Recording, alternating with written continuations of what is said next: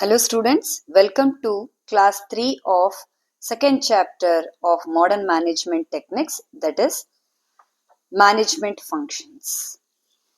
So ಇವತ್ತು ಈ class ನಲ್ಲಿ ನಾವು ಮೊದಲನೇ ಮ್ಯಾನೇಜ್ಮೆಂಟ್ ಫಂಕ್ಷನ್ ಅಂದ್ರೆ ಪಿ, ದಟ್ ಇಸ್ ಪ್ಲಾನಿಂಗ್, ಇದರ ಬಗ್ಗೆ ತಿಳ್ಕೊಳ್ಳೋಣ.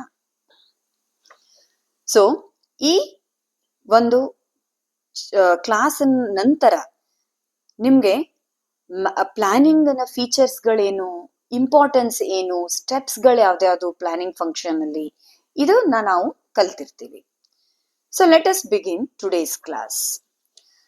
Planning is the process of setting objectives and determining the best course of action to achieve those objectives.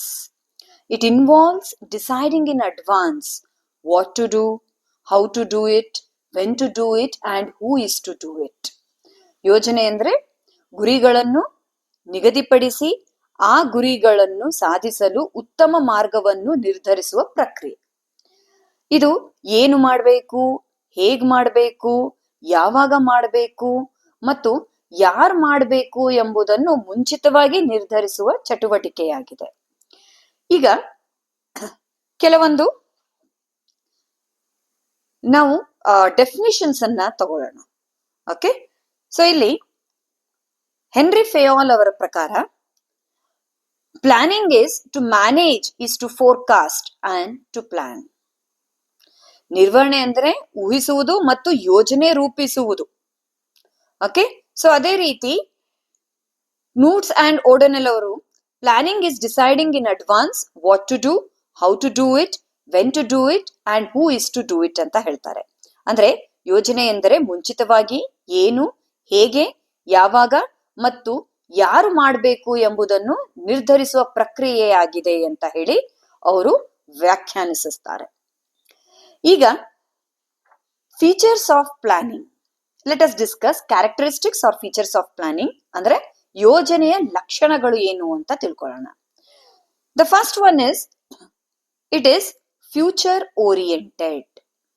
ಯೋಜನೆ ಭವಿಷ್ಯ ನಿರ್ದಿಷ್ಟವಾಗಿದೆ. ಅಂದ್ರೆ ಮುಂದೆ ನಾಳೆ ಏನ್ ಆಗ್ಬೇಕು ಅನ್ನೋದನ್ನ ನಾವು ಈಗ ಡಿಸೈಡ್ ಮಾಡ್ತೀವಿ. ಈಗ ಒಂದು ಯೋಜನೆ ರೂಪದಲ್ಲಿ ಅದನ್ನ ನೋಡ್ಕೋತೀವಿ.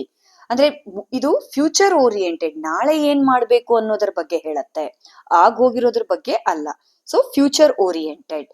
Then second, planning is goal oriented ಅಥವಾ ಗೋಲ್ ಫೋಕಸ್ಡ್.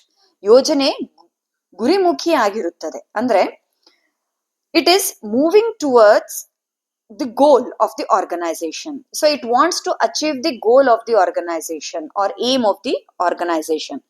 ಸೊ ಸಂಸ್ಥೆಯ ಉದ್ದೇಶ ಏನಾಗಿದೆ ಅದನ್ನ ಸಾಧಿಸುವ ದಿಕ್ಕಿನಲ್ಲಿ ಇದು ನಡೀತಾ ಇರುತ್ತೆ. Planning is a primary function. So primary function ಅಂತ ಅಂದ್ರೆ ಏನು?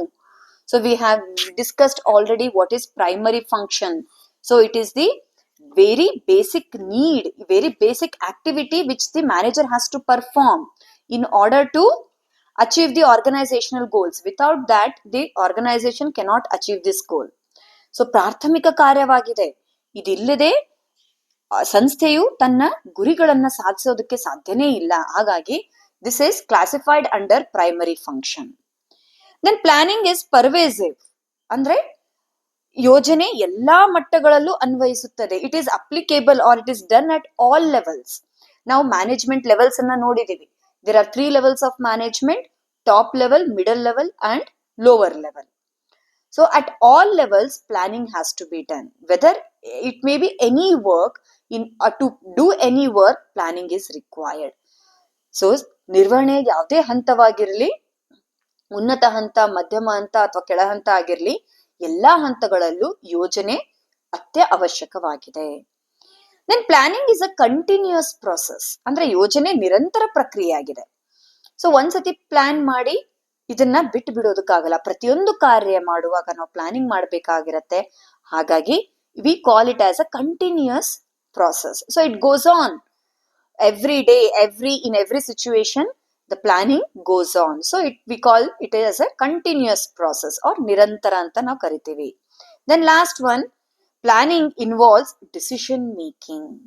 ಯೋಜನೆ ನಿರ್ಧಾರ ಮಾಡೋದನ್ನ ಒಳಗೊಂಡಿದೆ ಅಂತ ಹೇಳ್ತೀವಿ. ಅಂದ್ರೆ ಇದು ನಿರ್ಧಾರ ಮಾಡೋದಕ್ಕೆ ಒಂದು ಸಾಧನೆಯಾಗಿ ಕೆಲಸ ಮಾಡುತ್ತೆ. So it is a decision making tool. So ನಾಳೆ ಏನ್ ಮಾಡ್ಬೇಕು, ಏನ್ ಆಗ್ಬೇಕಾಗಿದೆ, ಏನ್ ಕೆಲಸಗಳನ್ನ ನಾವು ಮಾಡೋದಿದೆ, ಇದನ್ನ ನಾವು ಪ್ಲಾನಿಂಗ್ ಮೂಲಕ ನಿರ್ಧರಿಸುತ್ತೇವೆ. ಸೊ ಪ್ಲಾನಿಂಗ್ ಅಂತ ಅಂದ್ರೇನು, ಈಗ ನೋಡಿ ಒಂದು ಡೆಫಿನೇಷನ್ ಪ್ರಕಾರ ನಾವು ಪ್ಲಾನಿಂಗ್ ಅಂತ ಅಂದ್ರೆ what to do, how to do, how, what, where, when ಅಂತ ಬಂತು ಅಂತಂದ್ರೆ that is decision making. So ಯಾವಾಗ, ಹೇಗೆ, ಎಲ್ಲಿ, ಯಾರು ಮಾಡಬೇಕು ಅನ್ನೋದೇ ಡಿಸಿಷನ್ ಮೇಕಿಂಗ್, ನಿರ್ಧಾರ ಮಾಡೋದು. ಹಾಗಾಗಿ planning is involving decision making. It acts as a decision making tool. ನಿರ್ಧಾರ ತಗೊಳ್ಳೋದಕ್ಕೆ ಒಂದು ಉಪಕರಣ ತರ ಹಾಗೆ ಇದು ನಮ್ಗೆ ಒಂದು ಪ್ಲಾಟ್ಫಾರ್ಮ್ ಅನ್ನ ಕೊಡುತ್ತೆ. Then let us discuss about the importance of planning. ಯೋಜನೆಯ ಮಹತ್ವ ಏನು ಅಂತ ತಿಳ್ಕೊಳ್ಳೋಣ. ಸೊ ಮೊದಲಿಗೆ planning provides direction to all activities. So it may be any department, it may be any activity of the department. Planning ಒಂದು ದಿಕ್ಕನ್ನ ತೋರಿಸುತ್ತೆ, ಒಂದು ದಿಕ್ಕನ್ನ ನೀಡುತ್ತೆ. ಸೊ ಆ ದಿಕ್ಕು ಯಾವತ್ತು ಯಾವ ಕಡೆ ಇರುತ್ತೆ? ಸಂಸ್ಥೆಯ ಪ್ರಮುಖವಾದ ಗೋಲ್ಗಳು ಏನಿದೆ, ಆಬ್ಜೆಕ್ಟಿವ್ಸ್ ಗಳೇನಿದೆ, ಗುರಿಗಳು ಏನಿದೆ, ಅದನ್ನ ಸಾಧಿಸೋ ದಿಕ್ಕು ಇರುತ್ತೆ. ಹಾಗಾಗಿ ನಾವು ಯಾವುದೇ ಕಾರ್ಯಚಟುವಟಿಕೆಗಳನ್ನು ಮಾಡ್ಬೇಕು ಅಂತ ಅಂದ್ರೂ ಪ್ಲಾನಿಂಗ್ ಅನ್ನೋದು ನಮ್ಗೆ ಒಂದು ಡೈರೆಕ್ಷನ್ ಅನ್ನ ಕೊಡುತ್ತೆ. Then second, reduces uncertainty. So planning reduces uncertainty. How? By preparing for change. So ಅನಿಶ್ಚಿತತೆ ಅಂತ ನಾವೇನ್ ಹೇಳ್ತೀವಿ, ಬದಲಾವಣೆಗಳಿಗೆ ತಯಾರಿ ಮಾಡುವ ಮೂಲಕ ಅನಿಶ್ಚಿತತೆ ಕಡಿಮೆ ಮಾಡುತ್ತದೆ. ನಾಳೆ ಏನಾಗತ್ತೆ ಅನ್ನೋದು ನಮ್ಗೆ ಅದು ಆಗೋವರೆಗೂ ಗೊತ್ತಾಗೋದಕ್ಕೆ ಸಾಧ್ಯ ಇಲ್ಲ. ಆದ್ರೆ ಏನ್ ಆಗ್ಬಹುದು ಅಂತ ಮಾತ್ರ ನಾವು ಊಹಿಸ್ಬೋದು. ಸೊ ಏನ್ ಆದ್ರೆ ನಾವು ಏನ್ ಮಾಡಬೇಕು ಅನ್ನೋದನ್ನ ಪ್ಲಾನಿಂಗ್ ಅಲ್ಲಿ ನಮ್ಗೆ ಅದು ಒಂದು ಪ್ರಿಪೇರ್ಡ್ನೆಸ್ ಕೊಡುತ್ತೆ, ಒಂದು ತಯಾರಿನ ಕೊಡುತ್ತೆ. ಸೊ ಇದರಿಂದ ನಾಳೆ ಯಾವುದೇ ಸಿಚುವೇಶನ್ ಬಂದ್ರು we will be able to face it. Okay, then third one, it promotes innovation. So planning helps in innovation, ಅಂದ್ರೆ ನವೀನತೆ ಉತ್ತೇಜಿಸುತ್ತದೆ, ನವೀನತೆಯನ್ನು ತರೆಯೋದಕ್ಕೆ ಉತ್ತೇಜಿಸುತ್ತದೆ. ನಾವು ಯಾವಾಗ ಮುಂಚಿತವಾಗಿ ಪ್ಲಾನಿಂಗ್ ಮಾಡ್ತೀವಿ, ನಮ್ಗೆ ಹೊಸ ಹೊಸ ಯೋಜನೆಗಳು ಬರುತ್ತೆ. ಆ ಹೊಸ ಯೋಜನೆನ ನಾವು ಅನುಸರಿಸಿದ್ರೆ, ಇಂಪ್ಲಿಮೆಂಟ್ ಮಾಡಿದ್ರೆ ಏನಾಗಬಹುದು, ಯಾವ ರೀತಿ ಅದು ಪರಿಣಾಮ ಬೀಳತ್ತೆ, ಇದನ್ನ ನಮ್ಗೆ ಮುಂಚಿತವಾಗಿನೇ ಆಲೋಚನೆ ಮಾಡೋದಕ್ಕೆ ಒಂದು ಅವಕಾಶನ ಕೊಡುತ್ತೆ. ಹಾಗಾಗಿ ಹೊಸತನವನ್ನು ತರೋದಕ್ಕೆ ನಾವು ಪ್ಲಾನಿಂಗ್ ನಮ್ಗೆ ತುಂಬಾ ಸಹಕಾರಿಯಾಗಿದೆ. Then it improves coordination. See, it facilitates coordination among departments. ವಿವಿಧ ವಿಭಾಗಗಳ ನಡುವೆ ಸಮನ್ವಯವನ್ನು ಸುಲಭಗೊಳಿಸುತ್ತದೆ. ಸೊ ಇದು ಸಮನ್ವಯನ ಸುಧಾರಣೆ ಮಾಡುತ್ತದೆ. ಒಂದು ಬಿಸಿನೆಸ್ ಅಂದಾಗ there are different departments. So ಈ company goal can be achieved, organisation goal can be achieved only when all the departments work together. So ಎಲ್ಲರೂ ಸೇರಿ ಕೆಲಸ ಮಾಡಿದಾಗ ಮಾತ್ರ ಸಂಸ್ಥೆಯ ಉದ್ದೇಶಗಳನ್ನ ನಾವು ಪೂರೈಸಬಹುದು. ಸೊ ಎಲ್ಲರನ್ನು ಒಟ್ಟಿಗೆ ಗೂಡಿಸ್ಬೇಕು ಅಂತ ಅಂದ್ರೆ planning plays a very important role here. So ಪ್ಲಾನಿಂಗಿನ ಮೂಲಕ ನಾವು ಸಮನ್ವಯವನ್ನು, ಡಿಪಾರ್ಟ್ಮೆಂಟ್ಸ್ ಗಳ ನಡುವೆ ಇರುವ ಸಮನ್ವಯವನ್ನು ಸುಧಾರಿಸಬಹುದು. Then next, it facilitates decision. So ನೋಡಿ, ನಿರ್ಧಾರ ತೆಗೆದುಕೊಳ್ಳೋದಕ್ಕೆ ಇದು ಸಹಾಯ ಮಾಡುತ್ತದೆ. ನಾವು ಫೀಚರ್ಸ್ ಅಲ್ಲಿ ನೋಡಿದ್ವಿ, ಪ್ಲಾನಿಂಗ್ ಇನ್ವಾಲ್ವ್ಸ್ ಡಿಸಿಷನ್ ಮೇಕಿಂಗ್, ಅಂದ್ರೆ ನಿರ್ಧಾರ ಪಡಿಸುತ್ತೆ. ಯಾಕೆ ಅಂತಂದ್ರೆ ಪ್ಲಾನಿಂಗ್ ಅಂತಂದ್ರೇನೆ what to do, when to do, where to do and who is to do it. ಏನ್ ಮಾಡ್ಬೇಕು, ಯಾವಾಗ ಮಾಡ್ಬೇಕು, ಎಲ್ ಮಾಡ್ಬೇಕು, ಯಾರು ಮಾಡ್ಬೇಕು, ಇದು ನಿರ್ಧಾರಗಳನ್ನ ಒಳಗೊಂಡಿದೆ. ಹಾಗಾಗಿ ನಾಳೆ ಏನ್ ಮಾಡ್ಬೇಕು, ಹೇಗ್ ಮಾಡ್ಬೇಕು ಅಂತ ನಿರ್ಧಾರ ತಗೊಳ್ಳೋದಕ್ಕೆ ಪ್ಲಾನಿಂಗ್ ನಮ್ಗೆ ತುಂಬಾ ಸಹಾಯ ಮಾಡುತ್ತೆ. Then it enables control. See, it is helping us to have control over the activities. ನಿಯಂತ್ರಣಕ್ಕೆ ನೆರವು ಮಾಡುತ್ತದೆ. ಈಗ ನಾವು ಪ್ಲಾನ್ ಮಾಡಿದ್ದು ಒಂದು ಪ್ಲಾನ್ ಅನ್ನೋದು ನಮ್ ಕೈಯಲ್ಲಿ ಇತ್ತು ಅಂತಂದ್ರೆ ನಿಜವಾಗ್ಲೂ ಅದನ್ನ ನಾವು ಇಂಪ್ಲಿಮೆಂಟ್ ಮಾಡಿದಾಗ ನಾವು ಅನ್ಕೊಂಡಿದ ತರಾನೇ ಚಟುವಟಿಕೆಗಳು ನಡೀತಾ ಇದೆಯಾ ಅಂತ ನೋಡೋದಕ್ಕೆ, ಅದನ್ನ ನೋಡಿ ಸರಿಯಾಗಿ ರೀತಿಯಲ್ಲಿ ಅನ್ಕೊಂಡ ಹಾಗೆ ನಡೀತಾ ಇದೆಯಾ ಅಂತ ಇವ್ಯಾಲ್ಯೂಯೇಟ್ ಮಾಡೋದಕ್ಕೆ, ಹಾಗೆ ನಡೀತಾ ಇಲ್ಲ ಅಂತಂದ್ರೆ ಅದನ್ನ ಹೇಗೆ ನಾವು ಪ್ಲಾನ್ ಪ್ರಕಾರ ನಡೆಸೋ ಹಾಗೆ ಮಾಡಬಹುದು ಅಂತ ಒಂದು ಕಂಟ್ರೋಲ್ ಮಾಡೋದಕ್ಕೆ ಅಥವಾ ನಿಯಂತ್ರಣ ಮಾಡೋದಕ್ಕೆ ಪ್ಲಾನಿಂಗ್ ತುಂಬಾ ಸಹಾಯ ಆಗತ್ತೆ.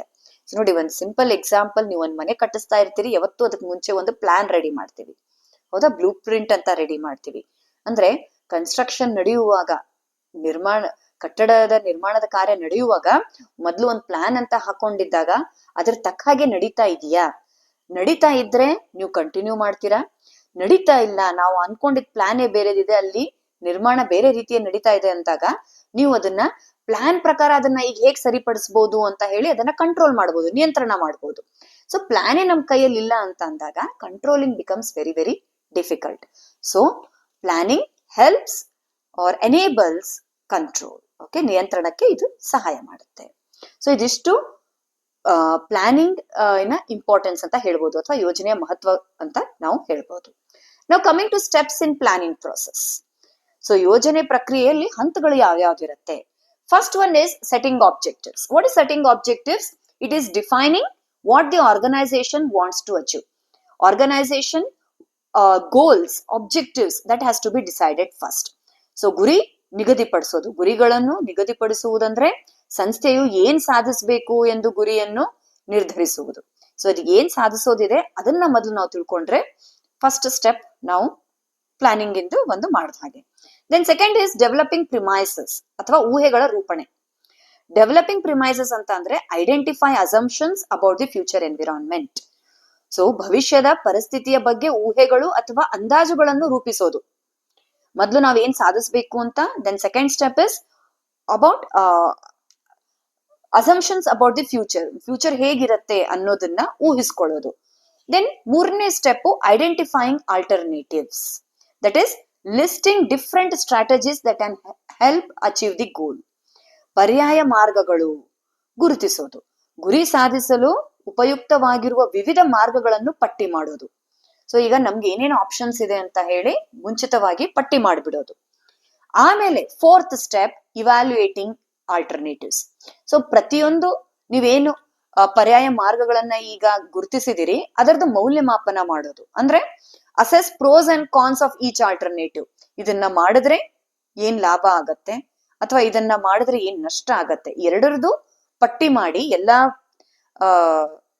ಪರ್ಯಾಯ ಮಾರ್ಗಗಳದ್ದು ಈ ರೀತಿ ಪಟ್ಟಿ ಮಾಡ್ತಾ ನಾವು ಇವ್ಯಾಲ್ಯೂಯೇಷನ್ ಅಂತ ಕರಿತೀವಿ ಅಥವಾ ಮೌಲ್ಯಮಾಪನ ಅಂತ ಕರಿತೀವಿ. ಇದಕ್ಕೆ ಇದು ಒಂದ್ಸತಿ ಮಾಡದ್ಮೇಲೆ we go to the next step, that is selecting the best alternative. So ಈಗ ನೀವು ಇವ್ಯಾಲ್ಯೂಯೇಷನ್ ಮಾಡಿದಾಗ ಪ್ರತಿಯೊಂದು ಪರ್ಯಾಯ ಮಾರ್ಗದ ಇದರಲ್ಲಿ ಲಾಭ ಏನು ನಷ್ಟ ಏನು ಅಂತ ಗೊತ್ತಾಗ್ಬಿಡತ್ತೆ. ಹಾಗಾಗಿ ಯಾವ್ದು ಇದರಲ್ಲಿ ಎಲ್ಲಕ್ಕಿಂತ ಒಳ್ಳೆ ಪರ್ಯಾಯ ಮಾರ್ಗ ಅನ್ನೋದನ್ನ ಒಂದು ಬೆಸ್ಟ್ ಮಾರ್ಗನ ಸೆಲೆಕ್ಟ್ ಮಾಡೋದು, ಅಂದ್ರೆ ಉತ್ತಮ ಆಯ್ಕೆಯನ್ನ ಮಾಡೋದು. Then next one is implementing the plan. ಅಂದ್ರೆ put the selected plan into action. ಈಗ ಫಿಫ್ತ್ ಸ್ಟೇಜ್ ಅಲ್ಲಿ ನಾವೇನು ಬೆಸ್ಟ್ ಆಪ್ಷನ್ ಅಂತ ಹೇಳಿ ಸೆಲೆಕ್ಟ್ ಮಾಡಿದ್ವೋ ಅದನ್ನ ನಿಜ ರೂಪದಲ್ಲಿ ಕಾರ್ಯ ರೂಪಕ್ಕೆ ತರೋದು, ಅಂದ್ರೆ ಯೋಜನೆ ಜಾರಿಗೆ ತರೋದು. ಸೊ ಯೋಜನೆ ಜಾರಿಗೆ ತರುವಾಗ ಯಾವ ರೀತಿಯಾಗಿ ನಾವು ಅದನ್ನ ಎಲ್ಲ ನಾವು ಇವ್ಯಾಲ್ಯೂಯೇಟ್ ಮಾಡಿದ್ವೋ ಅದೇ ರೀತಿಯಲ್ಲಿ ಅದನ್ನ ನಾವು ಕಾರ್ಯರೂಪಕ್ಕೂ ಕೂಡ ತರಬೇಕು. So once we implement the plan, it is very important that we follow up. ಅಂದ್ರೆ ಒಂದ್ಸತಿ ಇಂಪ್ಲಿಮೆಂಟ್ ಮಾಡಿದ ತಕ್ಷಣ ಅದನ್ನ ಹಾಗೆ ಬಿಡಬಾರ್ದು, ಅನುಸರಣೆ ಮತ್ತು ಮೌಲ್ಯಮಾಪನ ಮಾಡ್ತಾ ಇರಬೇಕು. ಅಂದ್ರೆ ಕಾರ್ಯನಿರ್ವಹಣೆಯನ್ನು ಗಮನಿಸಿ ಅಗತ್ಯವಿದ್ದರೆ ಬದಲಾವಣೆ ಮಾಡ್ತಾ ಹೋಗ್ಬೇಕು. ಓಕೆ, ಸೊ ಈ 7 ಸ್ಟೆಪ್ಸ್ ಅನ್ನ ನಾವು ಪ್ಲಾನಿಂಗ್ ಪ್ರೊಸೆಸ್ ಅಲ್ಲಿ ಅಳವಡಿಸ್ತೀವಿ. So planning is going to help us so much. Importance ನೋಡಿದ್ವಿ, ಸ್ಟೆಪ್ಸ್ ಗಳನ್ನ ನೋಡಿದ್ವಿ. ಇಷ್ಟೆಲ್ಲ ನೋಡಿದ್ಮೇಲೆ ಇಲ್ಲಿ ಪ್ಲಾನಿಂಗ್ ಎಂದು ಲಿಮಿಟೇಷನ್ಸ್ ಕೂಡ ಇದೆ. ಸೊ ಇದನ್ನು ನಾವು ಮರಿಬಾರ್ದು. ಏನ್ ಲಿಮಿಟೇಷನ್? ಈಗ ನೋಡಿ, ನಾವು ಸ್ಟೆಪ್ಸ್ ಅಲ್ಲಿ ಮುಂದೆ ಏನಾಗತ್ತೆ ಅಂತ ಈಗ್ಲೇ ಊಹಿಸ್ಬೇಕು ಅಂತ ಹೇಳ್ತೀವಿ, ಆದ್ರೆ ಎಲ್ಲದನ್ನು ನಾವು ಊಹಿಸೋದಕ್ಕೆ ಸಾಧ್ಯನಾ? So it cannot predict all future events. ಎಲ್ಲಾ ಭವಿಷ್ಯ ಚಟುವಟಿಕೆಗಳನ್ನು ಊಹಿಸಲು ಸಾಧ್ಯವಿಲ್ಲ. ಇದೇ ರೀತಿ it is a time consuming process. ಅಂದ್ರೆ ಇದು ಸಾಕಷ್ಟು ಸಮಯನ ತಗೊಳುತ್ತೆ. ಯಾಕಂದ್ರೆ ಈ ಸ್ಟೆಪ್ಸ್ ಎಲ್ಲ ಫಾಲೋ ಮಾಡುತ್ತಾ ಹೋಗ್ಬೇಕು ಅಂತ ಅಂದ್ರೆ ಇದು ಸಾಕಷ್ಟು ಸಮಯನ ತಗೊಂಡ್ಬಿಡತ್ತೆ. Then it may lead to rigidity if too strict. ನಾವು ಪ್ಲಾನ್ ಪ್ರಕಾರನೇ ಹೋಗ್ಬೇಕು ಅಂತ ಅಂದಾಗ ಏನಾಗೋಗತ್ತೆ, ಬಹಳ ಕಠಿಣ ಆಗೋಗತ್ತೆ. ಯಾಕಂತಂದ್ರೆ ತುರ್ತು ಬದಲಾವಣೆ ಮಾಡ್ಬೇಕು ಅಂತಂದ್ರೆ ಇದು ಸಾಧ್ಯವಾಗೋದಿಲ್ಲ. ಇದನ್ನ ಅದು ಪ್ರತಿರೋಧಿಸುತ್ತದೆ. ಯಾಕಂತಂದ್ರೆ ಪ್ಲಾನ್ ಪ್ರಕಾರ ಹೋಗುವಾಗ ಅದಕ್ಕೆ ನಾವು ಸ್ಟಿಕ್ ಆಗ್ಬಿಟ್ರೆ ಸಡನ್ ಆಗಿ ನಾಳೆ ಒಂದು ಎಮರ್ಜೆನ್ಸಿ ಬಂತು, ಅನ್ಎಕ್ಸ್ಪೆಕ್ಟೆಡ್ ಸಿಚುವೇಶನ್ ಬಂತು ಅಂತಂದ್ರೆ ಬದಲಾವಣೆ ಮಾಡೋದಕ್ಕೆ ಇದು ತುಂಬಾ ಕಷ್ಟ ಆಗತ್ತೆ. Then the last one, it may not suit rapidly changing environments. ಅಂದ್ರೆ ವೇಗವಾಗಿ ಬದಲಾಗುತ್ತಿರುವ ಪರಿಸರದಲ್ಲಿ ಬಿಸ್ನೆಸ್ ಏನಾದ್ರೂ ಕೆಲಸ ಮಾಡ್ತಾ ಇದ್ರೆ ಅಂಥ ಪರಿಸರದಲ್ಲಿ ಇದು ಸೂಕ್ತವಾಗಕ್ಕೆ ಸಾಧ್ಯ ಇಲ್ಲ. ಅಂದ್ರೆ ಎಲ್ಲಿ ಬಿಸ್ನೆಸ್ ಎನ್ವಿರಾನ್ಮೆಂಟ್ ಕಂಟಿನ್ಯೂ ಆಗಿ ರ್ಯಾಪಿಡ್ ಆಗಿ ತುಂಬಾ ವೇಗವಾಗಿ ಬದಲಾವಣೆ ಆಗ್ತಾ ಇರುತ್ತೋ ಅಲ್ಲಿ ನಾನು ಪ್ಲಾನಿಂಗ್ ಮಾಡಿ ಆಮೇಲೆ ಇಂಪ್ಲಿಮೆಂಟ್ ಮಾಡ್ತೀನಿ ಅಂತಂದ್ರೆ ಸಾಧ್ಯ ಇಲ್ಲ. ಅಲ್ಲಿ ಇಮಿಡಿಯೇಟ್ ಡಿಸಿಷನ್ ತಗೊಂಡು ಇಂಪ್ಲಿಮೆಂಟ್ ಮಾಡ್ಬೇಕಾಗತ್ತೆ. ಪ್ಲಾನ್ ಮಾಡಿ ಆಮೇಲೆ ಅದನ್ನ ಇವ್ಯಾಲ್ಯೂಯೇಟ್ ಮಾಡಿ ಅದರಿಂದ ಒಂದು ಬೆಸ್ಟ್ ಆಪ್ಷನ್ ಅನ್ನ ಸೆಲೆಕ್ಟ್ ಮಾಡಿ ಇಂಪ್ಲಿಮೆಂಟ್ ಮಾಡ್ತೀನಿ ಅಂತಂದ್ರೆ ಅಷ್ಟು ಟೈಮ್ ಪ್ರತಿ ಸಿಚುವೇಶನ್ ಅಲ್ಲಿ ಇರ್ಲಿಕ್ಕಿಲ್ಲ. ಸೊ ಇವಿಷ್ಟು ಗಮನದಲ್ಲಿ ಇಟ್ಕೊಂಡ್ಬಿಟ್ರೆ then planning is really going to help us a lot. So ಒಟ್ಟಾರೆ ಹೇಳಬೇಕು ಅಂತಂದ್ರೆ planning is the foundation of effective management. It provides direction, helps allocate resources efficiently, and reduces uncertainties. Every successful organization begins with strong planning. ಅಂದ್ರೆ ಯೋಜನೆ ಪರಿಣಾಮಕಾರಿ ನಿರ್ವಹಣೆಯ ಅಡಿಪಾಯ. ಇದು ದಿಕ್ಕು ಒದಗಿಸುತ್ತದೆ, ಸಂಪತ್ತುಗಳ ಸಮರ್ಪಕ ಹಂಚಿಕೆಗೆ ಸಹಕಾರ ಮಾಡುತ್ತದೆ ಮತ್ತು ಅನಿಶ್ಚಿತತೆಗಳು ಕಡಿಮೆ ಮಾಡುತ್ತದೆ. ಯಶಸ್ವಿ ಸಂಸ್ಥೆಯ ಪ್ರಾರಂಭ ಸದೃಢ ಯೋಜನೆಯೊಂದಿಗೆ ಯಾವಾಗ್ಲೂ ನಡೆಯುತ್ತೆ. So in this class we understood what is planning, features, importance, steps along with limitations. So in the next class we will take up the next management function, that is organizing. Thank you.